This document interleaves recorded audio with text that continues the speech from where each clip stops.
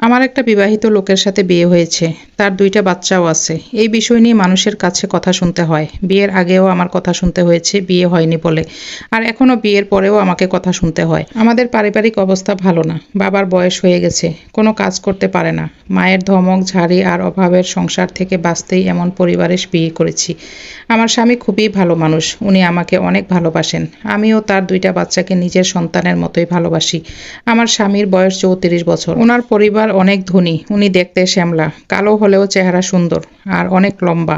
আগে শুনতাম ছেলেদের প্রথম বউ মারা গেলে নাকি পরের স্ত্রীকে খুব ভালোবাসে, এখন মনে হয় কথাটা সত্যি। উনি আমার চাওয়ার আগেই সব কিছু এনে দেন।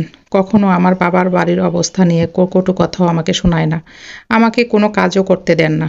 বাসায় 2জন কাজের লোক আছে, তারা খুব প্রভাবশালী এবং নামি দামি মানুষ। স্বভাব চরিত্র অনেক ভালো। শহরে তাদের 4টা বড় বড় শোরুম আছে, আরও ব্যবসা বাণিজ্য অনেক কিছু আছে।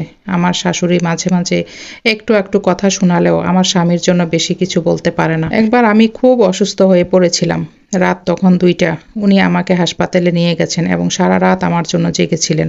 এখন মূল কথা হলো, আমি যেখানেই যাই সেখানেই সবার কথা শুনতে হয়। বলে টাকার লোভে 2 বাচ্চার বাবাকে বিয়ে করেছি, মেয়েটার রুচি কতটা জঘন্য, ইত্যাদি ইত্যাদি আরও অনেক কিছু। এমনকি আমার নিজের খালাও এইগুলো বলে। এত সুন্দর একটা মেয়েকে কেউ 2 বাচ্চার বাপের সাথে বিয়ে দেয়? কোথাও গেলে এসব কথা শুনতে হয় আমার বাবাকেও অনেক বাজে কথা শুনতে হয়। এসব নিয়ে আমার খুব মন খারাপ হয়। 2 দিন ধরে আমার স্বামীর সাথেও আমি ঠিকমতো কথা বলছি না। কেন জানি মনটা অস্থির হয়ে ওঠে। বারবার এইসব কথাগুলো শুনতে ভালো লাগে না। কখনো কখনো মনে অনেক জিদ হয়, হয়তো স্বামীর বাড়িতে কোনো কিছুর অভাব নেই, স্বামীর ভালোবাসার অভাব নেই। কিন্তু যখন মানুষের কথাগুলো শুনি তখন মনটাকে আর ভালো রাখতে পারি না। কারণ নিজের আপন মানুষেরা যদি এরকম কথা বলে তাহলে কিভাবে সহ্য করব। এতক্ষণ যে গল্পটা আপনারা শুনলেন, এটা আমার জীবনের কোনো গল্প না, এটা এক আপুর জীবনের গল্প ছিল। তবে আমি আপুকে পার্সোনালি বলতে চাই, আপু তুমি মানুষের কথা শুনবে না, তোমার নিজের মন কি বলে সেটা তুমি অবশ্যই শুনবে। আর যেহেতু তোমার স্বামীর বাড়িতে বা স্বামীকে নিয়ে কোনো সমস্যা নেই, তাহলে সেই দিকে মানুষের কথা শুনে তোমার মন খারাপ করার কিছুই নেই, আর কোনো ডিসিশন নেওয়ার কোনো কিছুই নেই।